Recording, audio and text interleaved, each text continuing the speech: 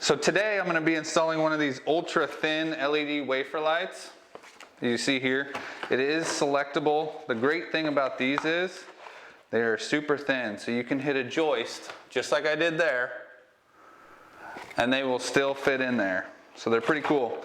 Plus they have selectable, so you can choose between 3000K, 4000K, 5000K. And Lithonia lighting is what I prefer to use, which you can find them on Amazon if you're wondering.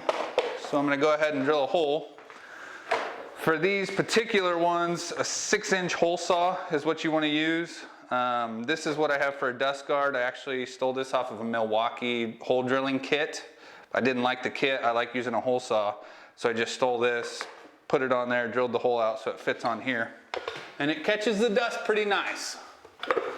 So now I'm going to drill this out.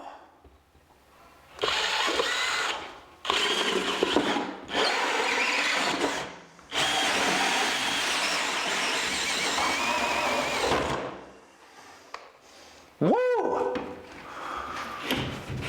And we already pre-wired it, so this wire is right here, ready to roll. And as you can see, it caught most of the dust. And so that's all there is to that part of it. Now, what I'm gonna do is wire it up. So it's got a gasket if you're ever gonna be doing it inside of a shower. I don't like using those when you're not though, because it leaves a little gap from that gasket, so I don't really like using those if it's not going inside of a shower. So it's got a junction box. Inside the junction box, there's the white for the neutral, black for the hot, and then the bare wire for the ground. Always make sure those are pushed in. Sometimes from the factory they're not. So push those in all the way. Then just pop one of these out. And you need to have some sort of a bushing go in there, which I didn't have set out and ready. So I like to use these little push-in connectors. It's just this little button. All it does is just push in there, and the wire just shoves in there like so. Just pushes right in there. And you need to have a minimum of 6 inches sticking out of the box by code. And then stripping the sheathing off, just take a knife, lightly go down it, make sure your body parts are out of the way so you don't cut yourself. I did score it just a little bit so I can just break it off.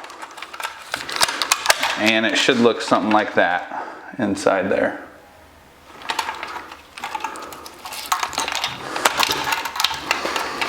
So then you're just going to strip these off, about 3/8 of an inch of copper showing, roughly.